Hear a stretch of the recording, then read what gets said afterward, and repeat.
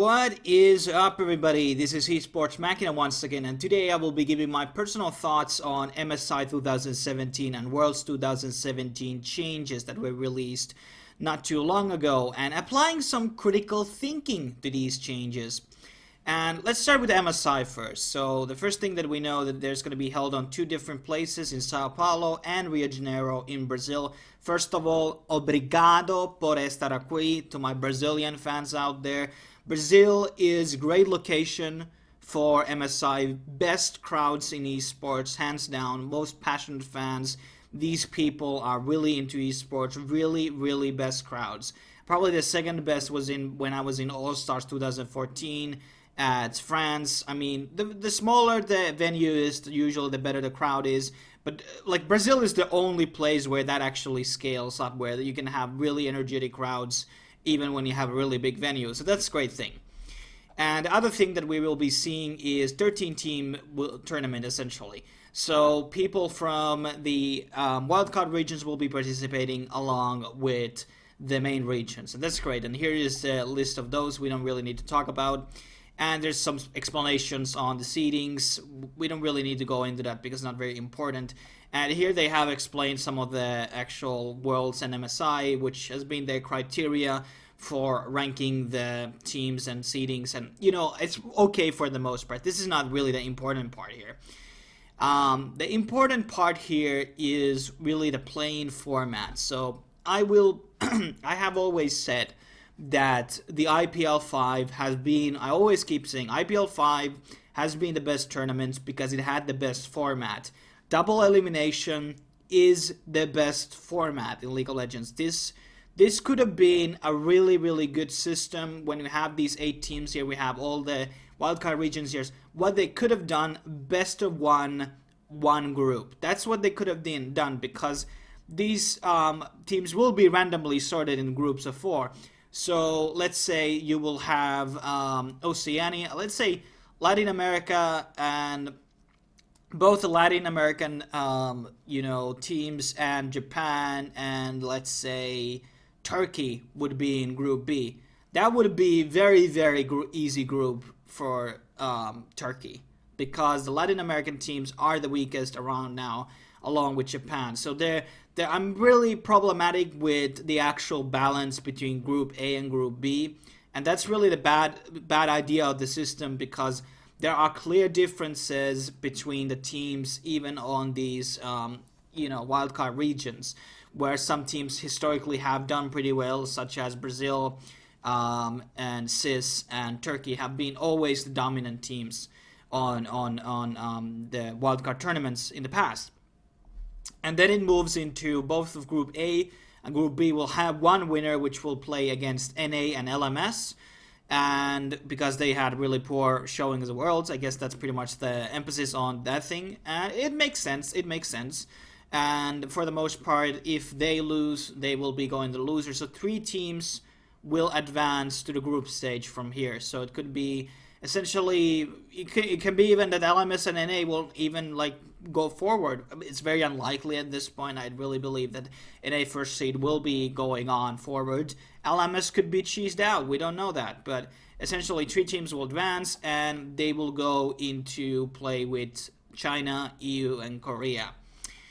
And that's pretty much for MSI. But this is the big problem that I will probably talk about this point on the actual Worlds point, because I just don't want to make the point 2 times. So the cool thing is, which I've been critical about the Worlds in general, has been that there's just not enough teams participating. It's not really like a big tournament. And now we're getting that, because we're getting 24 teams participating on Worlds.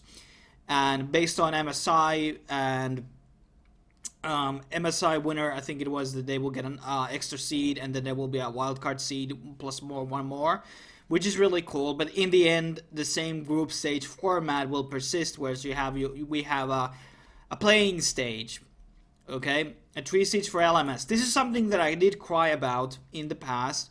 I made a previous video about the wildcard regions. I did talk about that there was no plausible explanation why LMS shouldn't have 3 seeds.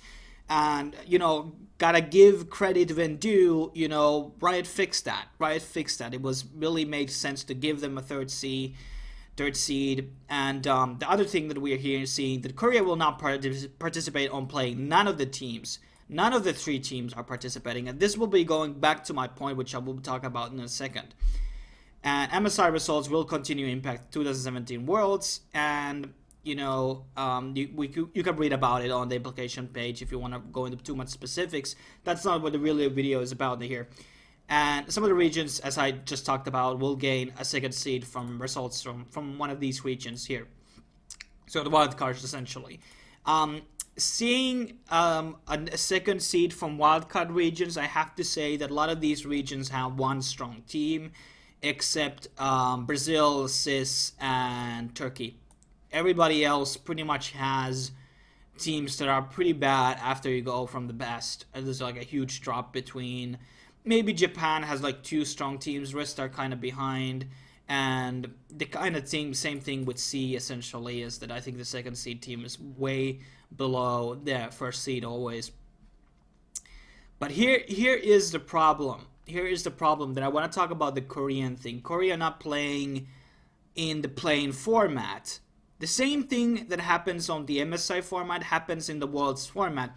Korea will have a huge fucking advantage because they will be seeing teams playing in the playing format. They will reveal strategies, they will reveal picks, they will reveal playstyles. And Korea can look all of this data that happens on the playing format, all the teams that play, all the wild cards and these third seeds from CN, EU, LMS, and NA will have a huge disadvantage at this tournament.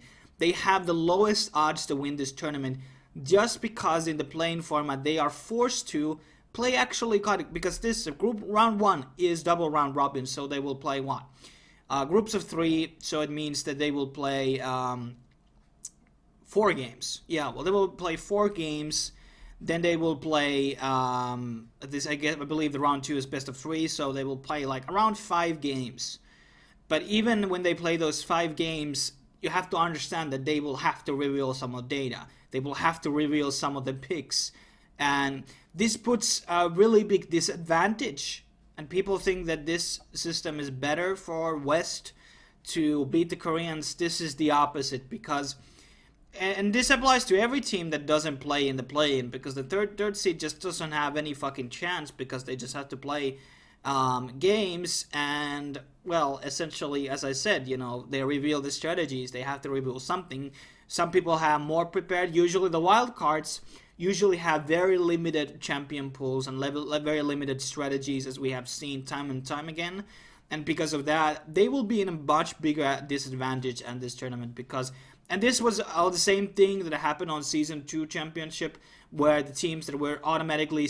In Season 3 and Season 2, people were automatically seeded into quarterfinals, and because of that, essentially, they had much of an advantage to seeing people play in the group stages, and they were able to take notes what happens here and blah, blah, blah. But... once again, I don't like this 4-group system. It's not very best. What I would do, I would just have 2 big groups and then just have there. That would be essentially better, because once again, these are randomly sorted once again. So it can be that, you know, there's like China gets to play against, once again, Latin America, Latin South, and Japan. That will be easy. That will be like... I mean, sorry, that's actually 3, but like China will be playing again Latin South and Latin North. That will be easy. It will no chance for those teams to actually beat China. No fucking chance. And because of this seeding system, it's pretty fucking bad, because they will be putting against the random association. Or I'm not saying that seeding would be better, but having actually perhaps a 2-group system might be a bit better for people to actually upset teams and give better chance for other regions. I don't really know, but it just seems a really stupid system in my opinion, because the RNG can just really go into your favor in this draw. And the same thing can happen if NA goes to play against Brazil and CIS, for instance. NA probably won't make it out. They probably won't make it out necessarily from that. And then it goes back into the same group stage system. And I don't like the 4-group system, because it essentially creates a situation where Western teams essentially can go to quarterfinals, even though the best teams could be possibly three Chinese teams, 3 Korean teams, and etc. Like, I think it's a bit stupid. And for the most part, it's a great thing. I think it was also spoiled that there would be a third international tournament, but it appears that won't be happening.